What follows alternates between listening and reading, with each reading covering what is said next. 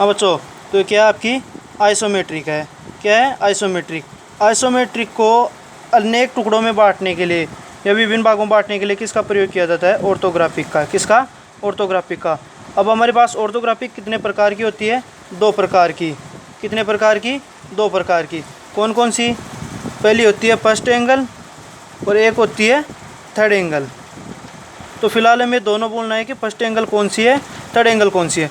पहले हमें देखना होगा कि इस साइड से देखने पर हमें किस प्रकार की आकृति प्राप्त होती है और इस प्रकार से देखने पर किस तरह की आकृति प्राप्त होती है। तो इसमें भाग होते हैं एलिवेशन, साइड, प्लान। 3 भाग होते हैं एलिवेशन, साइड, प्लान। अगर आपको इस तरफ नाम दे दे एलिवेशन, तो ये आपका एलिवेशन, ये साइड, और ऊपर का भाग हमेशा प्लान या टॉप होगा, आपका प्लान या टॉप। ऊपर का भाग इसमें आपके बदल सकता है, इसको एलिवेशन भी बना सकता है, इसको साइड, लेकिन हमेशा ऊपर का भाग क्या होगा? प्लान या टॉप ही होगा। अगर आपको एलिवेशन, साइड नहीं दे, नाम नहीं दे, या फिर यह देगा इसकी 80 दे देगा, इसकी 70 दे देगा, तब आपको क्या पहचानना होगा? जिसकी माप अधिक होगी वो आपका क्या होगा? एलिवेशन। क्या होगा? एलिवेशन। अगर माप बराबर दे दी, इसकी 80 और इसकी भी 80 दे दी, अब आपको कैसे पता लगाना होगा कि ये एलिवेशन है या ये है एलिवेशन? तो उस समय क्या करेगा? ये आपको एक एरो देगा। क्या देगा? एरो। एरो बना के देगा, जिससे आपको पता लगेगा कि ये क्या है? एलिवेशन, ये क्या है? साइड, और ये क्या है? प्लान। तो अब आपका एलिवेशन कौन सा है? फिलहाल ये एलिवेशन है। इसकी लंबाई कितनी है आपके पास? 80 है। इसकी कितनी है? 60। इसकी कितनी है? 60। इसकी कितनी है? 70। इसकी हाइट कितनी है आपके पास? 25। कितनी है? 25। इसकी लंबाई कितनी है आपके पास? 50। कितनी है? 50। ठीक है। तो अब आपको पहले इस भाग को दर्शाना पड़ेगा, या इसको दर्शाओ। तो आपका ये क्या है? एलिवेशन। तो पहले किसको दर्शाते हैं? एलिवेशन को। तो बनाओ, ये मत देखना कि फर्स्ट एंगल में बनाई, थर्ड एंगल में। पहले आपको ये समझ में आना चाहिए कि इस तरफ से देखने पर किस प्रकार की आकृति दिखाई देगी। तो पहले ये वाली आकृति बनाओ। कौन सी? ये वाली आकृति। तो पहले बनाते हैं। ये आपका क्या है? शीर्षक ब्लॉक। क्या है? शीर्षक ब्लॉक। शीर्षक ब्लॉक, जिसमें आप ड्राइंग की माप, अपना नाम, सेंटर कॉलेज, सेंटर नेम, बनाने वाले का नाम, चेक बाई, सब डिटेल किसके अंदर दर्शाओगे? इसके अंदर।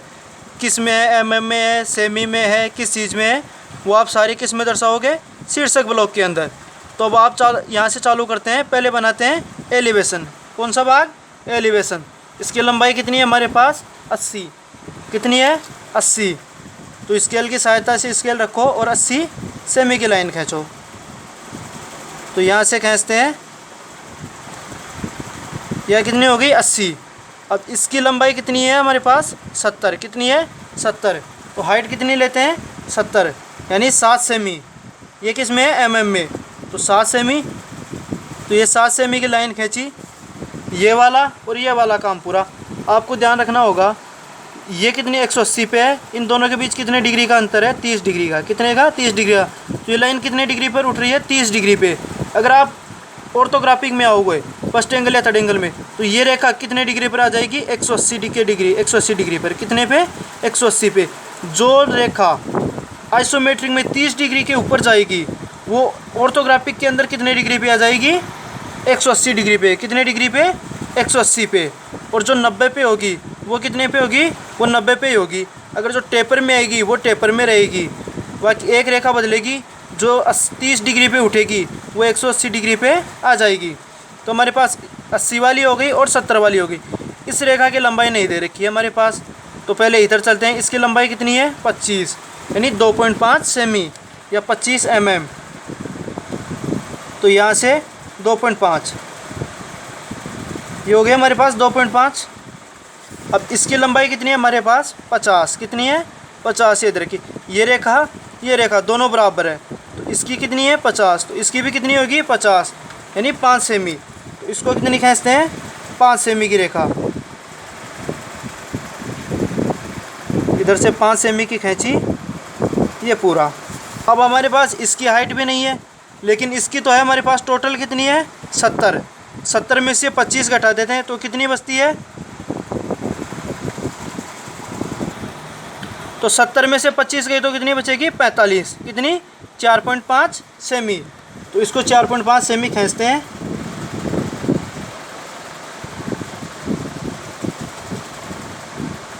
ये खींच दिया। अब हमारे पास ये बिंदु से बिंदु मिल जाएगा।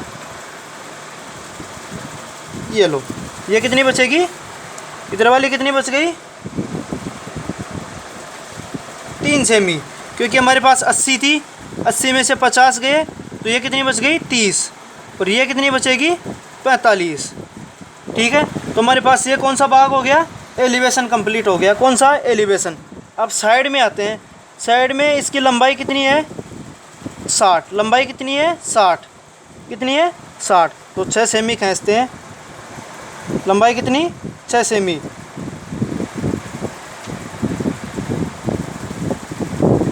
यहाँ से रखा और ये 6 सेमी। इसके बाद इसकी हाइट और इसकी हाइट, दोनों की हाइट बराबर है कितनी, 25 25। तो इधर से ये 25 और इधर से ये 25। उसके बाद इसकी लंबाई भी वही 60। तो इस बिंदु को इस बिंदु से ये मिला दिया। ये वाला भाग कंप्लीट। अब ये वाला भाग होगा, ये जस्ट इसके ऊपर दिखेगा, किसके, इसी के ऊपर। तो इसकी लंबाई कितनी है हमारे पास 45, क्योंकि 70 थी, 70 में से 25 गए तो कितने बच गए 45। तो इसकी लंबाई कितनी होगी 45, 4.5 सेमी। तो यहाँ से 45 लिया, ये बनाया, इधर से लिया,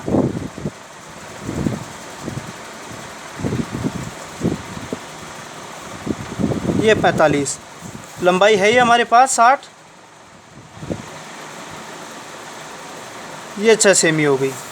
कंप्लीट, एलिवेशन कंप्लीट हो गया, साइड कंप्लीट हो गया। अब प्लान को, हमेशा प्लान बनाए तो इसको किसकी तरफ झुकाते हैं, एलिवेशन की तरफ। किसकी तरफ, एलिवेशन की तरफ। अब एक चीज़ याद रखना होगा हमारे पास ना, एलिवेशन की, एलिवेशन, साइड, प्लान, लंबाई और हाइट।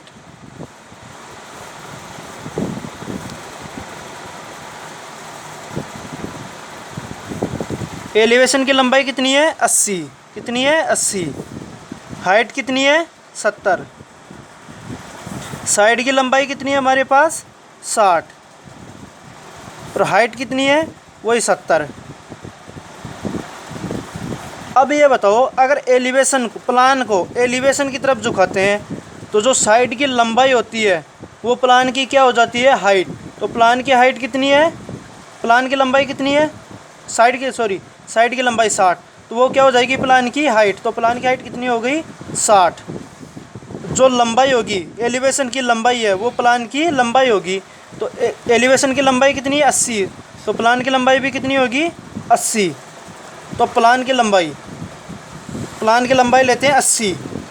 प्लान हमेशा एलिवेशन के ऊपर या नीचे बनेगा, वो डिपेंड करेगा कि फर्स्ट एंगल में है या थर्ड एंगल में है।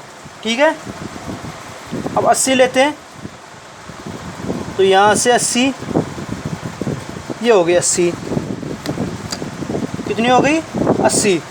अब इसकी हाइट कितनी है 60, कितनी है 60, तो 6 सेमी।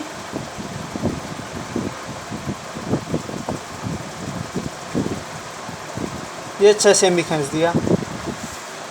इसको इस तरफ झुकाया तो ये वाला हो गया। अब इसकी लंबाई कितनी है 50, कितनी है 50। इधर से 50 पे टिक लगाओ, 50, और इधर से 50 पे टिक लगाओ। ये 50 पे टिक लगाया, इधर से कितनी 60, इधर से भी पहले 60 सेमी खींच, 6 सेमी खींच लेते हैं।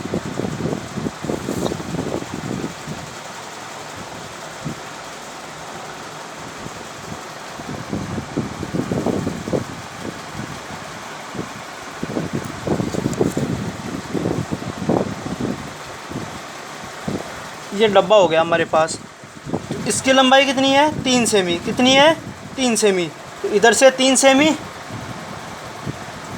कितनी है 3 सेमी, तो ये 3 सेमी, जिसके कारण ये हो गया। अब हमारे पास क्या हो गया, एलिवेशन, साइड, प्लान, यानी तीनों चीज़ प्राप्त हो गई। फ्रंट हो गया, साइड हो गई और प्लान हो गया। अब इस तरफ बनेगी वो क्या बनेगी, की बनेगी। क्या बनेगी, की। साइड की लंबाई होगी वही 50-50, इधर से 50 इधर से 50, तो ये क्या हो गई, एक वर्गाकार बनेगी, जिसको क्या बोलते हैं, की। क्या बोलते हैं, की। अब इसमें एलिवेशन में क्या दर्शा रखा है, सीधी रेखा खींच के दर्शा रखा है एलिवेशन को, तो इसमें सीधी रेखा खींच दी हमने।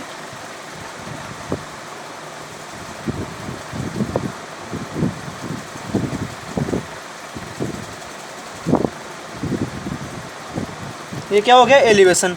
ये कौन सा है, साइड। क्या है, साइड। आपका साइड में जिस तरह से दर्शा रखा है कि अच्छी तरह समझ में आ जाए कि इसमें एलिवेशन कौन सा है, साइड कौन सा है, प्लान कौन सा है।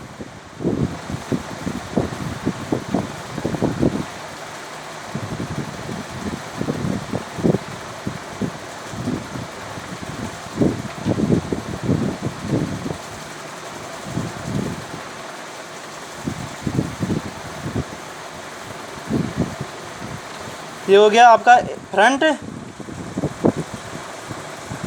ये साइड हो गया, और ये क्या हो गया, प्लान या टॉप। ठीक है। आपको एक चीज़ की ध्यान रखना होगा, इसमें जो एलिवेशन, साइड, प्लान, एलिवेशन की लंबाई दे रखी होगी 80, हाइट 70, साइड की लंबाई दे रखी है 60, हाइट दे रखी है 70।